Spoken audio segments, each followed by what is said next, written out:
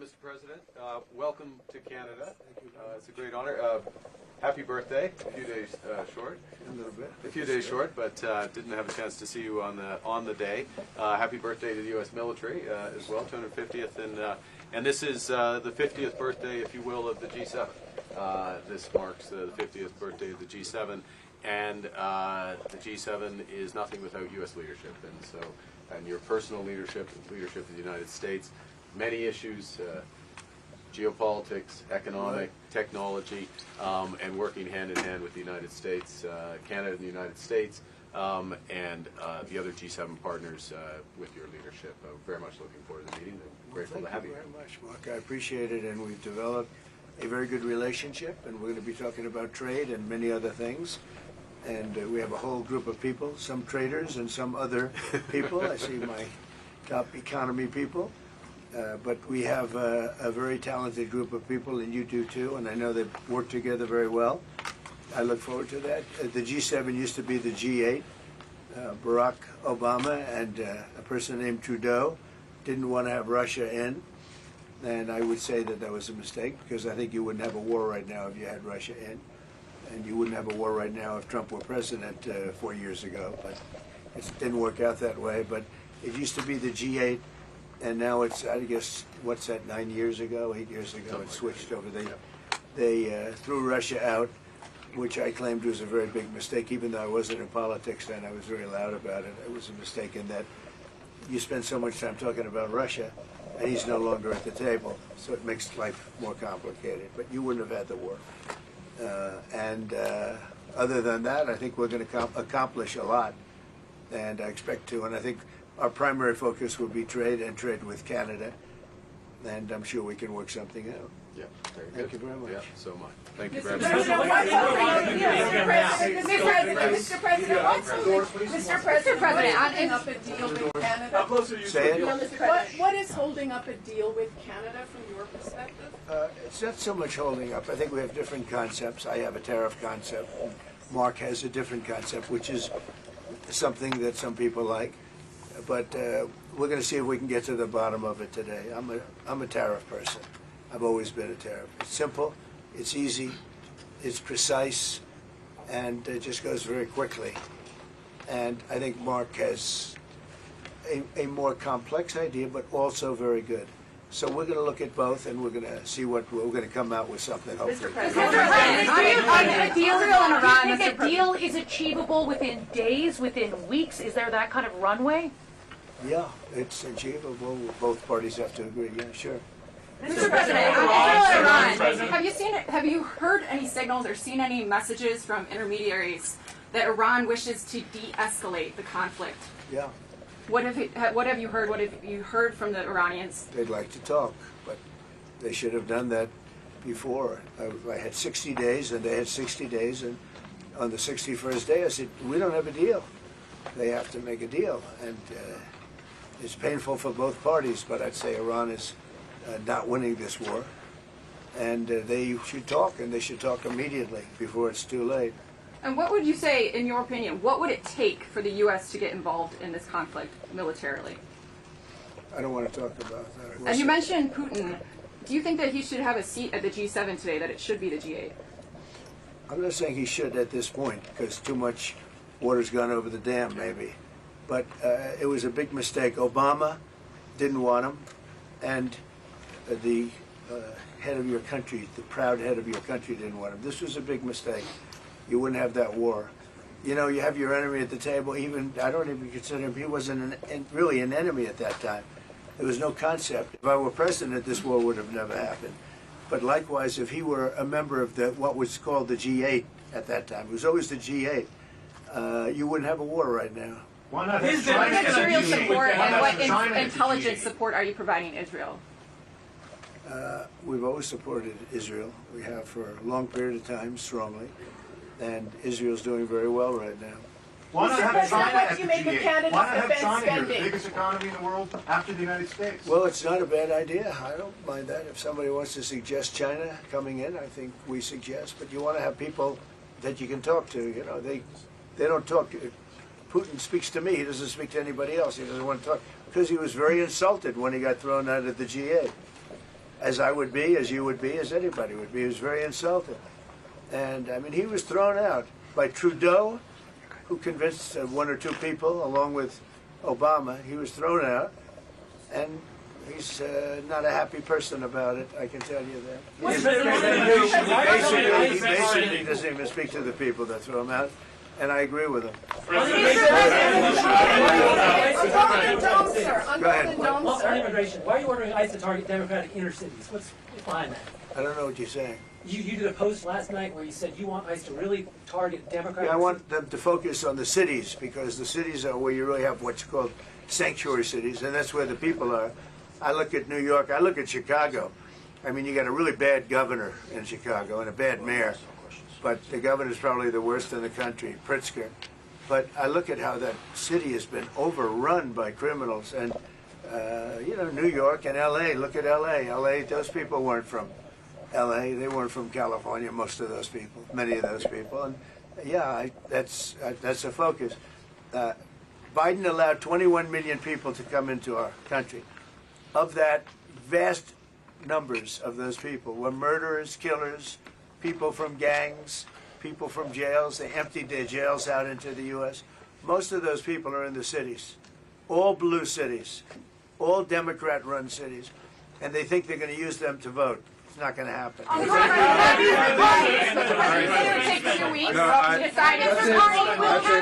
Thank you. If you don't mind, I'm going to exercise my role, if you will, as G7 chair, since we have a few more minutes with the president and his team, and then we actually have to start the meeting to address some of these big issues. So, merci. Excellency Ursula von der Leyen, President of the European Commission, and Professor Dr. Heiko von der Leyen.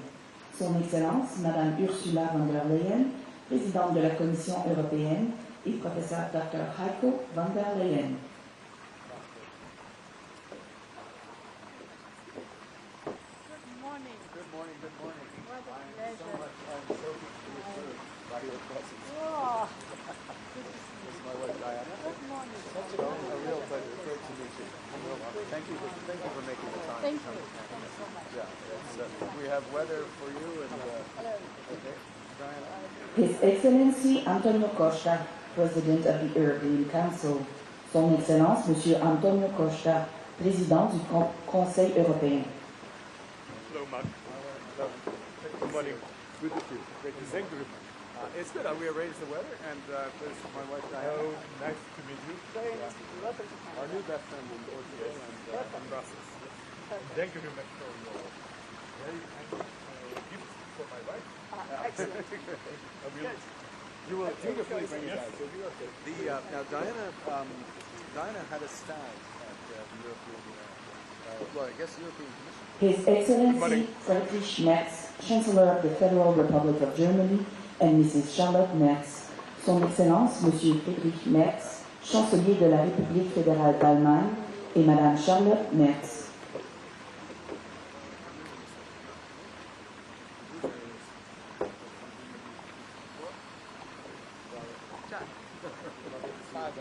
Thank you for enduring our football talk. This is my wife, Diana.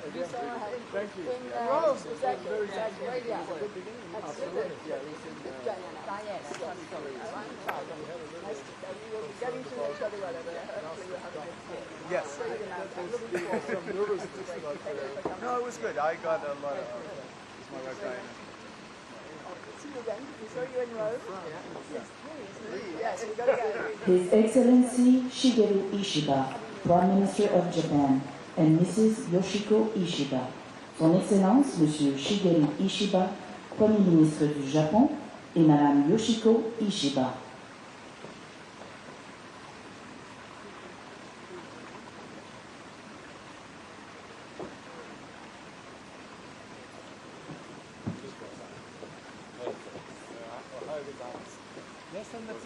Yeah, coming here. This is my wife, Diana. The Right Honourable Sir Keir Starmer, Prime Minister of the United Kingdom of Great Britain and Northern Ireland. Le Très Honorable Sir Keir Starmer, Premier ministre du Royaume-Uni de Grande-Bretagne et d'Irlande du Nord.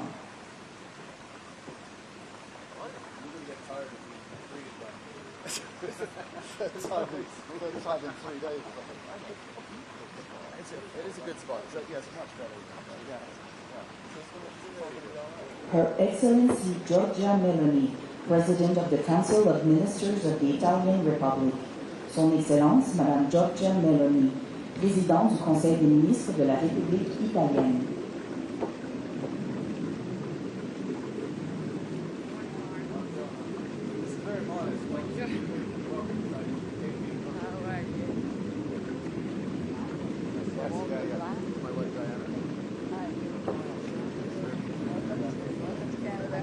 The Honorable Donald J. Trump, President of the United States of America. L'Honorable Donald J. Trump, Président des États-Unis d'Amérique.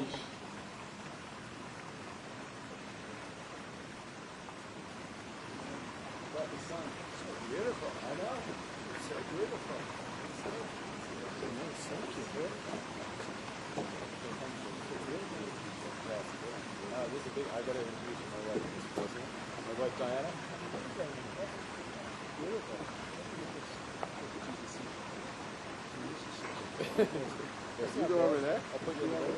Okay. Yeah. It's not bad. It's not bad.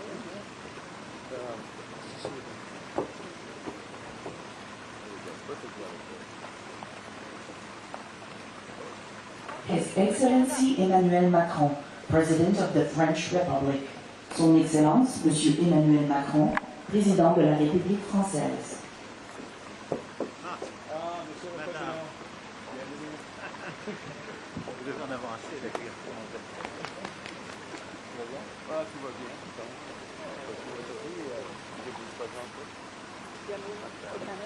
Très heureux. Ravi. Brigitte vous envoie d'amitié. 23 years ago, the G7 met here in Canada. We were just talking about it. And that was when the world was still reeling from the aftershocks of 9/11, another turning point in history. And amongst the many decisions taken were control of the spread of weapons of mass destruction, a subject we'll be coming back to. So as I said, we're meeting at one of those hinge moments, those turning points in history. The world's more divided and dangerous. Hostile states and terrorists have expanded their capabilities and their reach, threatening global security in our local communities. Global commerce, energy systems, even intelligence are all being rewired. En tant que membre du G7, nous avons la possibilité de façonner le monde de demain. Un monde plus sûr, plus prospère, plus juste et plus libre. Mais le G7 doit s'adapter pour arriver à ses fins. Nostalgia isn't the strategy. We have to change with the times and to build a better world. And some of you, such as you, Mr. President, have anticipated these massive changes and are taking bold measures to address them. All of us around this table are reinforcing our militaries and security services for the new world. But we all know that there can be no security without economic prosperity, and no prosperity without resilience. And in a world where shocks flow across the borders, that resilience comes from cooperation. Cooperation that starts around this table. Cooperation that can lead to a new era of prosperity, energy security, critical minerals, artificial intelligence, quantum, combating human smuggling, and transnational repression. So we will have open, frank discussions over the course of the next 2 days. We might not agree on absolutely every issue, but where we will cooperate, we will make an enormous difference for our citizens and for the world, and bring the next era of prosperity, I hope, to the benefit of those we serve. Avec tout cela, merci beaucoup aux membres de media. Thank you, colleagues. We have some work to do, which will begin in a moment. Thank you. Okay, thank you very much. We all know the great Prime Minister of the UK, and we just signed a document. This is, sorry about that. This is it. A very important document. A little windy out here. Give me that. We just signed it, and it's done. And so we have our trade agreement with the European Union, and it's a fair deal for both. Going to produce a lot of jobs, a lot of income, and we have many other one's coming. But you see the level of enthusiasm is very good. But the relationship that we have is fantastic. So I just want to congratulate you. Well, Donald, thank you very much. This now implements on car tariffs and aerospace, our really important agreement. And so this is a very good day for both of our countries, a real sign of strength. So thank you again, Donald. A really important day for both of us. Great people, great people. Not much. No, not much. This is implementing. G7 leaders are calling for de-escalation of Israel and Iran, but you are the key to unlocking that. That's right. And here I am. And here you are. Yeah. So can I ask you, sir, have you spoken to Prime Minister Netanyahu, or might you speak to him? I've spoken to everybody. What will you say? Israel is doing very well, as you probably noticed, and I gave Iran 60 days, and they said no, and the 61st you saw what happened. Day 61, so I'm in constant touch, and as I've been saying, I think a deal will be signed, or something will happen, but a deal will be signed, and I think Iran is foolish not to sign one. Iran is accusing Netanyahu of attacking them to deliberately derail your nuclear plan. What do you say to that? No, look, Iran should have signed the deal. If it would help bring Iran to the negotiating table, would you guarantee that the U.S. would not get involved militarily? Well, I think Iran basically is at the negotiating table. They want to make a deal. And as soon as I leave here, we're going to be doing something. But I have to leave here. I have, this commitment. I have a lot of commitments. I have a commitment to a lot of countries, including the UK, where we just signed our deal. Mr. President, where are you settling on steel tariffs? What's going to zero, or are they We're gonna let you have that information in a little while.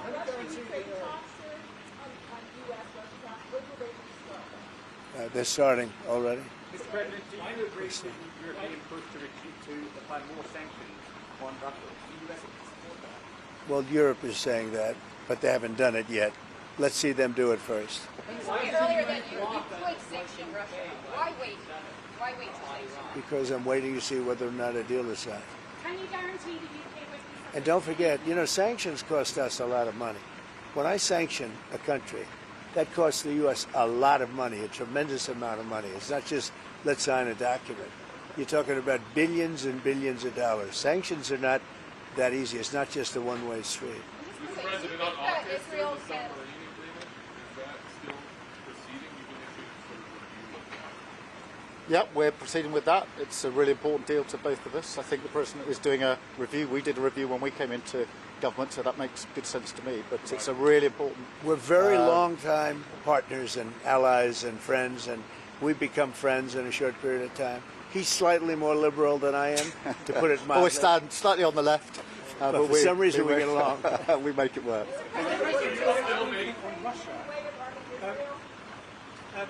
There's quite a few British voters who worry siding with the Russian post-Ukraine war. Can you reassure them? No, I don't. No, I just, what I side on? Saving lives. I only care about saving lives. We have nothing to do with it except that Biden stupidly let us get into that mess and gave him $350 billion. $350 billion. And yet, despite that, you saw how we did in the Middle East. We took in $5.1 trillion. We have $15 trillion almost, looking around that number, going to be invested in the U.S. So the money is not the thing in this case. It's 5,000 young people are being killed every week in Russia, Ukraine. And if I can stop that, I'll be very happy. They're Ukrainian and they're Russian. So you could say, what am I doing? But I'd like to see if I could stop it. Would you consider going... Do you think that Israel can fully eliminate the threat that Iran poses, this nuclear threat that it poses, without the United States? Who said that? No, I'm asking if you believe they can. Well, it doesn't. It's irrelevant. Something's going to happen. Have you Mr. President, would you consider Zelensky? traveling to the Mideast as part of any talks if it would help broker in the U.S.? Yeah, but I think we're doing pretty well. We're talking. We have a thing called a telephone, so we're talking. But it's always better to talk in person. I want to see no nuclear weapon in Iran. And we're well on our way to making sure that happens. And we've had a discussion about that this morning. There's in the G7 absolute clarity in relation to the nuclear program. We do not want to see it. Mr. President, do you have a response? What? The UK is very well protected. You know why? Because I like them. That's why. That's their ultimate protection. Thank you very much. The Prime Minister's done a great job. I want to just tell that to the people of the United Kingdom. He's done a very, very good job. You know, he's done what other people, they've been talking about this deal for 6 years, right? 6 years. And he's done what they haven't been able to do. So he's done really a very good job. In response to Tucker Carlson criticizing you, saying that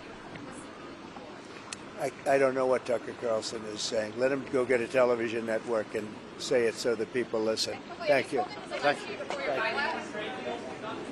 Yeah, a lot of them. Japan? A lot of them. Good happen. Japanese, sir. Well.